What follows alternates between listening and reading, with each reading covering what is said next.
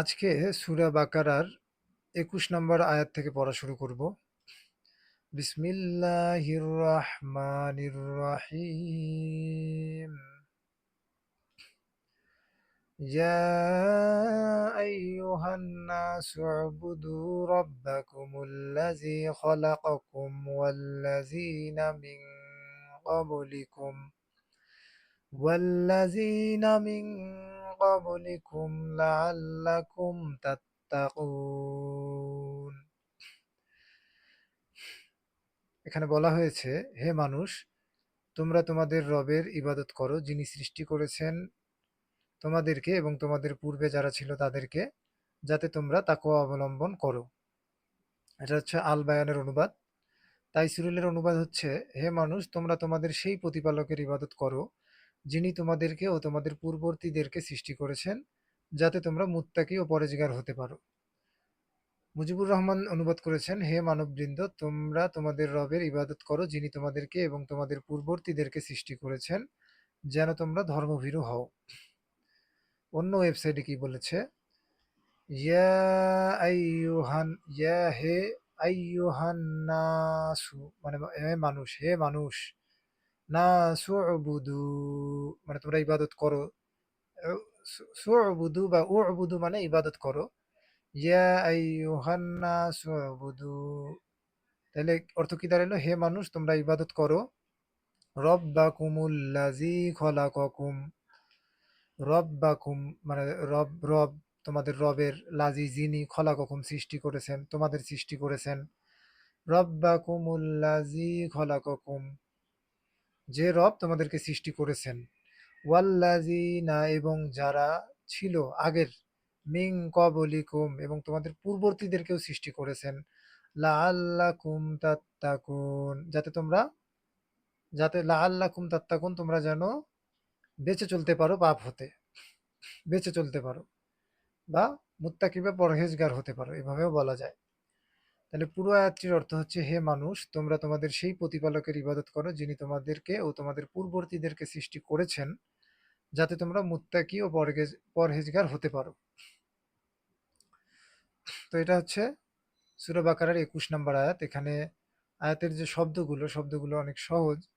যেমন নাস মানে হচ্ছে মানুষ, ও আবুদু মানে হচ্ছে ইবাদত করো, বা সু আবুদু মানে ইবাদত করা বুঝাইছে। রব্বাকুম মানে রবের, হ্যাঁ। আল্লাজি মানে যিনি, রব্বাকুমুল্লাজি এখানে যিনি বুঝাইছে। খলাকাকুম মানে সৃষ্টি করেছেন। ওয়াল্লাজি এবং যারা ছিল, মিং কবলিকুম মানে তোমাদের পূর্ববর্তী যাদেরকে সৃষ্টি করা হয়েছে। লাআল্লাকুম তোমরা যেন তাত্তাকুন মানে মুত্তাকি হতে পারো।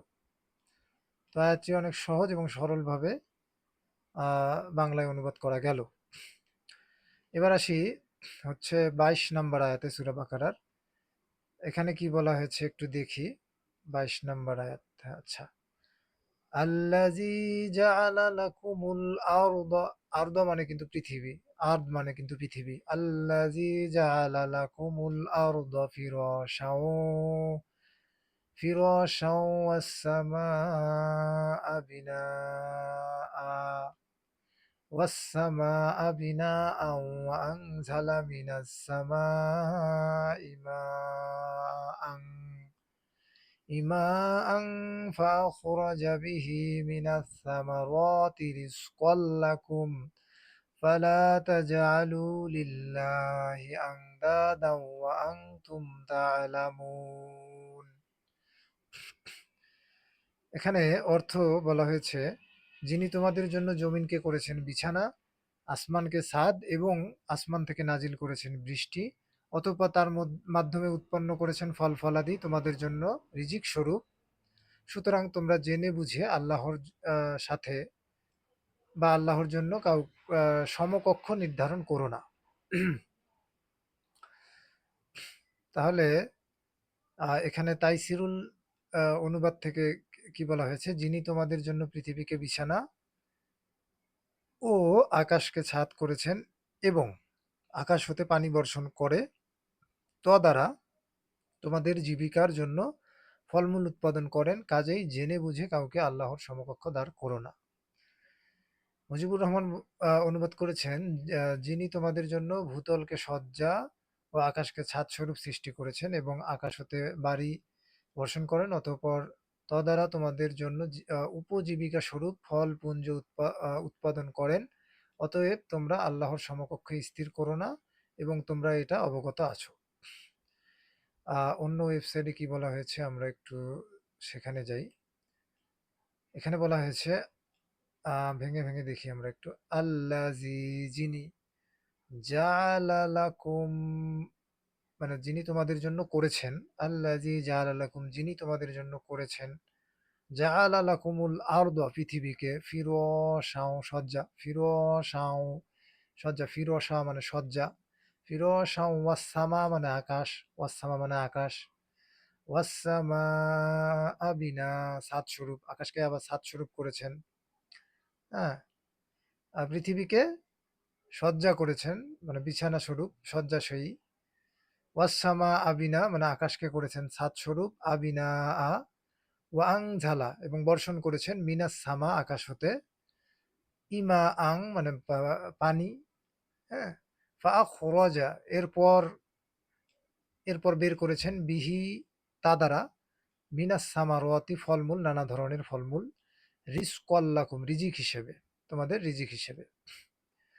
তাহলে ফালা অতএব না, ফালা অতএব না, তাজা আলু দাঁড় করিও, দাঁড় করিও না, লিল্লাহি আল্লাহর সাথে, আং দা দাও সমতুল্য, আল্লাহর সমতুল্য, ও আং তুম অথচ তোমরা তা আলামুন তা জানো।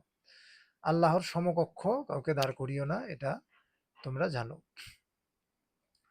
তাহলে পুরো আয়াতের অর্থ কি দাঁড়াইলো? যিনি তোমাদের জন্য পৃথিবীকে বিছানা ও আকাশকে ছাদ করেছেন এবং আকাশ হতে পানি বর্ষণ করেন, তদ্বারা তোমাদের জীবিকার জন্য ফলমূল উৎপাদন করেন, কাজেই জেনে বুঝে কাউকে আল্লাহর সমকক্ষ দাঁড় করো না। আচ্ছা, এটা হচ্ছে 22 নম্বর আয়াতের অর্থ। এবার আসি আমরা সূরা বাকারার 23 নম্বর আয়াতে। এখানে কি বলা হয়েছে? ওয়াইন কুনতুম ফি রাইবিম মিম্মা নাযালনা আলা আবদিনা ফাতু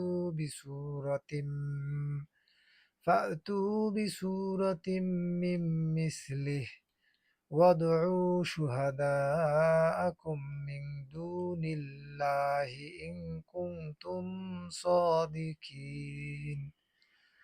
এখানে বলা হয়েছে, আর আমি আমার বান্দার উপর যা নাজিল করেছি, যদি তোমরা সে সম্পর্কে সন্দেহে থাকো, তবে তোমরা তার মতো একটি সূরা নিয়ে আসো এবং আল্লাহ ছাড়া তোমাদের সাক্ষীসমূহকে ডাকো, যদি তোমরা সত্যবাদী হও। দেখেন উপরের আয়াতের সাথে কিরকম এখানে একটা লিঙ্ক রয়েছে এই আয়াতের।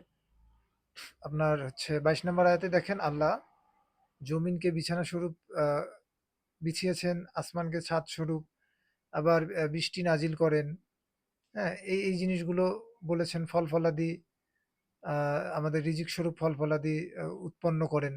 এই জিনিসগুলো বলার পরে আবার যেন মানুষ আসলেই সন্দেহপ্রবণ।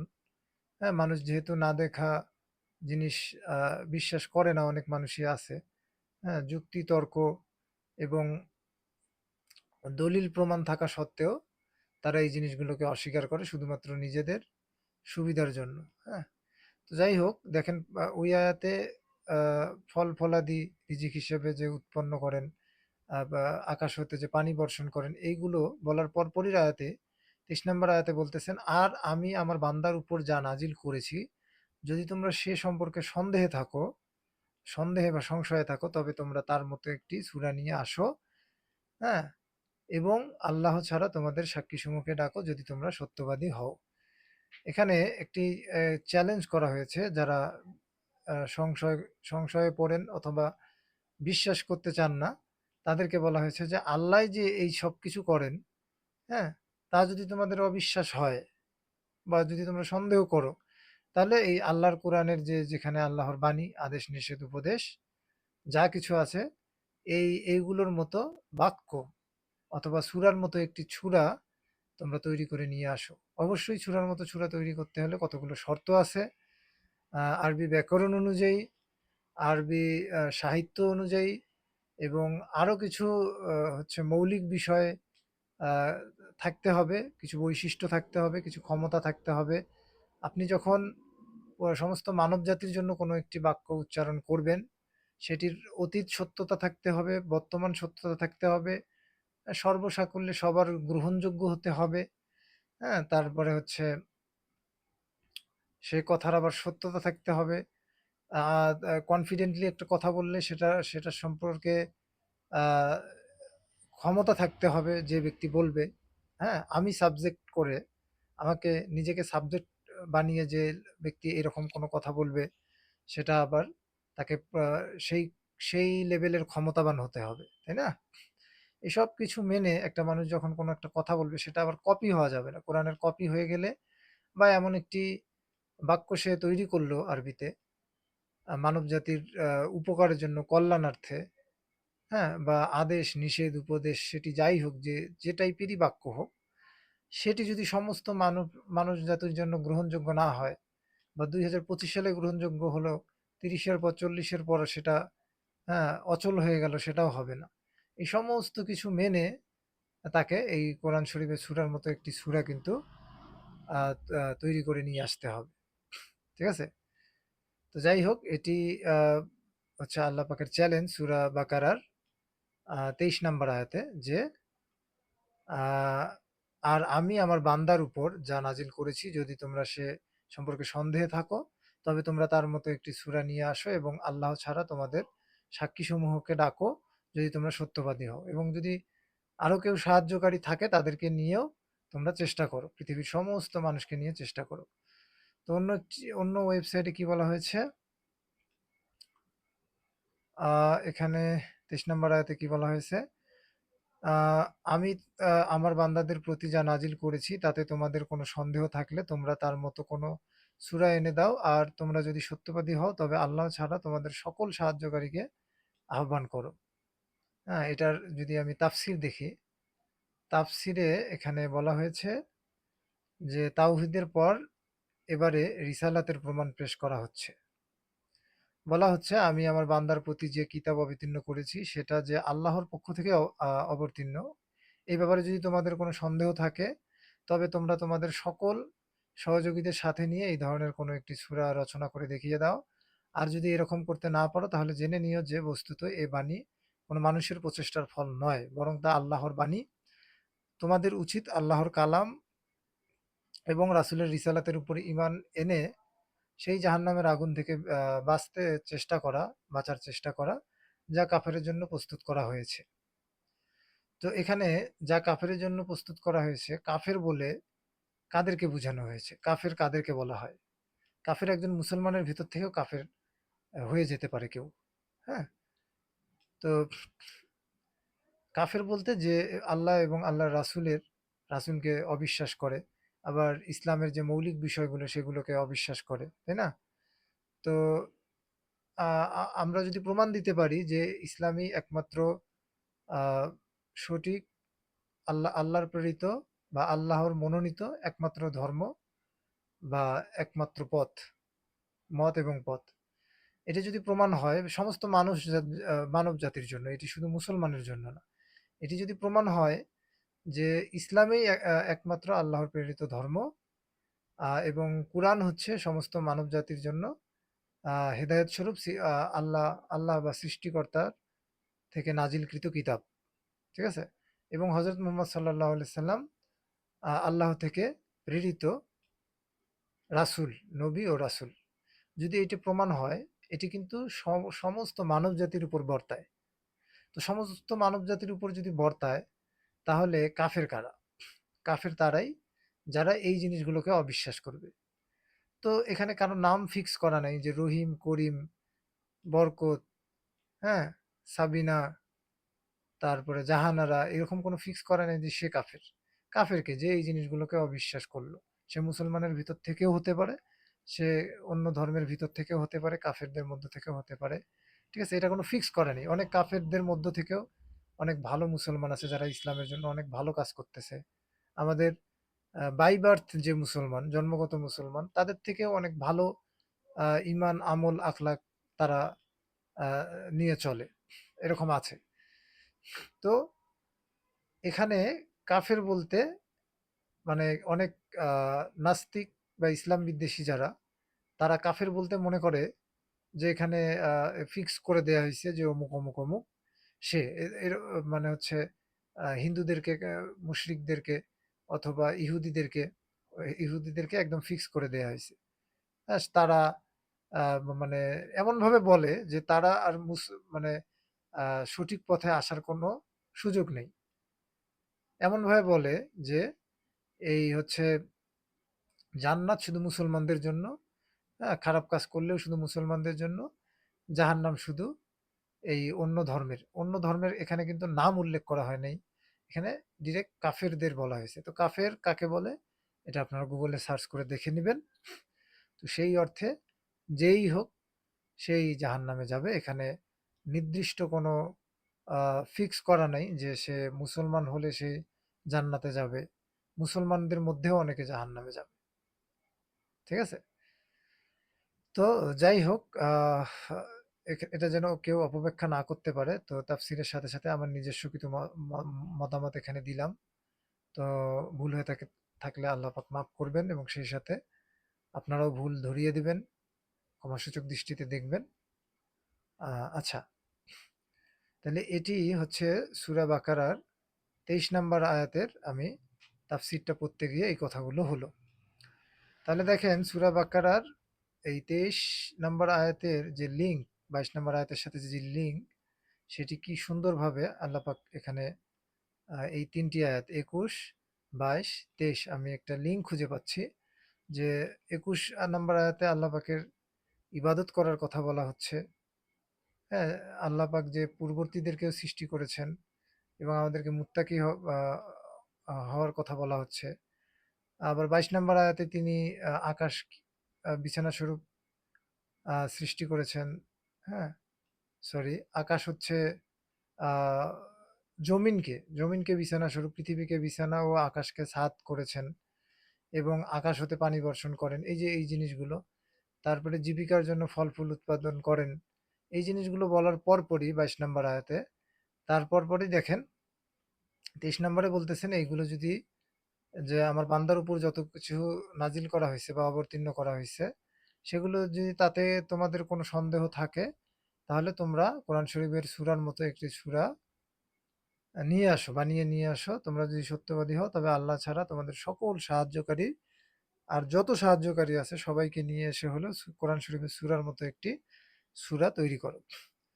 তো আমি একটি নোট তৈরি করেছিলাম যে এখানে আমি এই যে আমার যে কোরআন শরীফ খতম, হ্যাঁ? অনুবাদ সহ খতম করার যে মিশনটি, এই মিশনটি কমপ্লিট করতে গিয়ে যদি আমার এখানে আ নাস্তিকের আ আ বিরুদ্ধে কোনো আয়াত আমি পেয়ে যাই, সেগুলো আমি নোট করে রাখবো এবং যারা ওই যে অনলি কোরআন তথাকথিত বর্তমানে বাংলাদেশের একটা সবচেয়ে বড় ফিতনা, যারা শুধু কোরআন মানে হাদিস মানে না, তাদের বিরুদ্ধে যদি কোনো আমি আয়াত পেয়ে যাই, হ্যাঁ? তাদের সাথে আ আ যুক্তিতর্ক অথবা দলিল দেওয়ার মতো যদি কোনো আয়াত পেয়ে যাই, আমি এখানে নোট করে রাখবো। তো আমি অলরেডি এই আয়াতটি, এই যে সূরা বাকারার হচ্ছে ২৩ নাম্বার আয়াতটি আমি এখানে নাস্তিকদের জন্য এখানে নোট করে রেখেছি। কারণ নাস্তিকদের জন্যই এটি আয়াত বেশি প্রযোজ্য হবে। নাস্তিক, কাফের যারা আল্লাহ এবং আল্লাহর রাসূলকে বিশ্বাস করে না, তাদের জন্য এই সূরা বাকারার ২৩ নাম্বার আয়াতটি আ আ গ্রহণযোগ্য হবে। তো আমি এটা নোট করে রেখেছি এবং সূরা বাকারার ২৪ নাম্বার আয়াতটিও আমি এখানে নোট করে রেখেছি। তো আমরা আসুন দেখি সূরা বাকারার ২৪ নাম্বার আয়াতে কি বলা হয়েছে। তো ২৩ নাম্বার আয়াতে আল্লাহ পাক চ্যালেঞ্জ করলেন যে, তোমরা যদি আ আল্লাহ পাক যা কিছু নাজিল করেছেন সেগুলোর প্রতি যদি সন্দেহ থাকে তাহলে তোমরা কোরআন শরীফের সূরার মতো একটি সূরা নিয়ে আসো। হ্যাঁ? আর যত সাহায্যকারী আছে সবার সাহায্য নিয়ে হলেও তোমরা কোরআন শরীফের সূরার মতো একটি সূরা নিয়ে আসো। এবার আসি আমরা সূরা বাকারার ২৪ নাম্বার আয়াতে। এখানে বলা হচ্ছে, فَإِن لَّمْ تَفْعَلُوا وَلَن تَفْعَلُوا فَاتَّقُوا النَّارَ الَّتِي وَقُودُهَا النَّاسُ وَالْحِجَارَةُ أُعِدَّتْ لِلْكَافِرِينَ। এখানে বলা হয়েছে অতএব যদি তোমরা তা না করো আর কখনো তোমরা তা করবে না। হ্যাঁ? অতএব দেখেন আল্লাহ পাক বলতেছেন, অতএব তোমরা যদি তা না করো, মানে ওই পূর্বের আয়াতের মানে 23 নম্বর আয়াতের লিঙ্ক ধরে এখানে এই আয়াতটি বলা হচ্ছে। তোমরা যদি কোরআন শরীফের সূরার মতো একটি সূরার তৈরি করতে না পারো, হ্যাঁ? আর কখনো তোমরা তা করবে না বা পারবে না, সেটাই বোঝানো হয়েছে। তাহলে আগুনকে ভয় করো, যার জ্বালানি হবে মানুষ ও পাথর। মানে জাহান্নামের আগুনের যে জ্বালানি হবে, সেই জ্বালানি কিন্তু হবে মানুষ ও পাথর দিয়ে কিন্তু জাহান্নামের আগুন জ্বলবে। ওই হচ্ছে আপনার গাছের ডালপালা, কাগজ, এগুলো কিন্তু জাহান্নামের আগুনের আগুনের উৎস হবে না, জ্বালানি হবে না। জাহান্নামের আগুনের যে জ্বালানি হবে সেটি হবে মানুষ ও পাথর। মানুষ পুড়ে পুড়ে আগুন আগুন ইয়ে হবে, আগুন জ্বলবে, পাথর পুড়ে পুড়ে আগুন জ্বলবে, যা প্রস্তুত করা হয়েছে কাফিরদের জন্য। তাইসিরুল অনুবাদ কি করেছেন, যদি তোমরা না পারো এবং কখনো পারবেও না, হ্যাঁ, তাহলে সেই আগুনকে ভয় করো, যা ইন্ধন হবে মানুষ এবং পাথর, যা প্রস্তুত রয়েছে কাফেরদের জন্য। ঠিক আছে? তো আবারও বলতেছি, কাফেরদের জন্য বলতে এখানে রহিম করিম কোনো নাম ফিক্স নেই। যে কেউ আহ, হচ্ছে আল্লাহ পাকের যে মনোনীত যে ধর্ম, আল্লাহ পাকের যে মনোনীত পথ এবং আল্লাহ পাকের মনোনীত যে দিক নির্দেশনা, হ্যাঁ, আল্লাহ পাকের মনোনীত যে আল্লাহ পাকের প্রেরিত যে নবী রাসূল, আল্লাহ পাকের নাজিলকৃত যে কিতাব, যে কেউ সেটা অ্যাকসেপ্ট করতে পারবে। যার চিন্তা শক্তি আছে, যার বিবেক আছে, হ্যাঁ, সে যে কেউ অ্যাকসেপ্ট করতে পারবে। সে রহিম, করিম, রহমত, বরকত, সকিনা, মর্জিনা যে কেউ হোক। হ্যাঁ, এখানে ফিক্স করা হয়নি। এখন আপনি কাফেরদের তালিকায় যদি ইচ্ছাকৃত থাকেন, তাহলে সেটা আপনার দোষ। আপনাকে ইচ্ছা শক্তি দেয়া হয়েছে দুনিয়াতে। আপনি এখন যদি মুমিনদের তালিকায় ইচ্ছাকৃত থাকেন, সেই ইচ্ছা শক্তিও আপনাকে দেয়া হয়েছে, মানে বিশ্বাসীদের দলে যদি আপনি থাকেন। আচ্ছা, মুজিবুর রহমান অনুবাদ করেছেন যে, অতঃপর যদি তোমরা তা করতে না পারো এবং তোমরা তা কখনো করতে পারবেও না। দেখেন আল্লাহ পাক বলেছেন যদি তোমরা করতে না পারো, না পারো বলে আবার বলতেছেন যে তোমরা তা কখনো পারবেও না। ঠিক আছে? না পারো বলতে বলে তারপরে তো উনি আল্লাহ পাক বলতে পারতেন তাহলে তোমরা সেই জাহান্নামের ভয় করো। আবার এই গ্যাপটি উনি রাখেননি। মানুষ যে আসলে পারবেও না সেটিও বলে দিয়েছেন। ঠিক আছে? তো অতঃপর যদি তোমরা তা করতে না পারো, মানে কোরআন শরীফের সূরার মতো একটি সূরা তৈরি করতে না পারো, তোমরা তা কখনো করতে পারবেও না, তাহলে তোমরা সেই জাহান্নামের ভয় করো, যার খোরাক মানুষ ও প্রস্তর খণ্ড, যা অবিশ্বাসীদের জন্য প্রস্তুত করা হয়েছে। এখানে অবিশ্বাসী কথাটা বলা হয়েছে। ঠিক আছে? তো অবিশ্বাসী বলতে এখন বুঝেন এটা আসলে কোনো ব্যক্তিকে নির্দিষ্ট করে বলা হচ্ছে কিনা। অবিশ্বাসী মুসলমানদের মধ্য থেকেও হতে পারে। তো যাই হোক, অন্য ওয়েবসাইটে এখানে কি বলা হয়েছে, আমি শুধু বাংলা অর্থটি পড়ি, যে যদি তোমরা না পারো এবং কখনো পারবেও না, তাহলে সেই আগুনকে ভয় করো, যা ইন্ধন হবে মানুষ এবং পাথর, যা প্রস্তুত রয়েছে কাফেরদের জন্য বা অবিশ্বাসীদের জন্য। আচ্ছা, তারপরে আমরা আহ এটা হচ্ছে 25 নম্বর আয়াতে যাই, সূরা বাকারার 25 নম্বর আয়াত। وبشر الذين آمنوا وعملوا الصالحات أن لهم جنات تجري من تحتها الأنهار كلما رزقوا منها من ثمرات رزقا قالوا هذا الذي رزقنا من قبل وأوتوا به متشابها ولهم فيها أزواج مطهرة وهم فيها خالدون। সূরা বাকারার 25 নম্বর আয়াতে বলা হয়েছে, যারা ঈমান এনেছে এবং নেক কাজ করেছে তুমি তাদেরকে সুসংবাদ দাও যে তাদের জন্য রয়েছে জান্নাতসমূহ, যার তলদেশে দিয়ে প্রবাহিত হবে নদীসমূহ। যখনই তাদেরকে জান্নাত থেকে কোনো ফল খেতে দেয়া হবে, তারা বলবে এটাই তো পূর্বে আমাদেরকে খেতে দেয়া হয়েছিল। আর তাদেরকে তা দেয়া হবে সাদৃশ্যপূর্ণ করে এবং তাদের জন্য তাতে থাকবে পবিত্র স্ত্রীগণ এবং তারা সেখানে হবে স্থায়ী।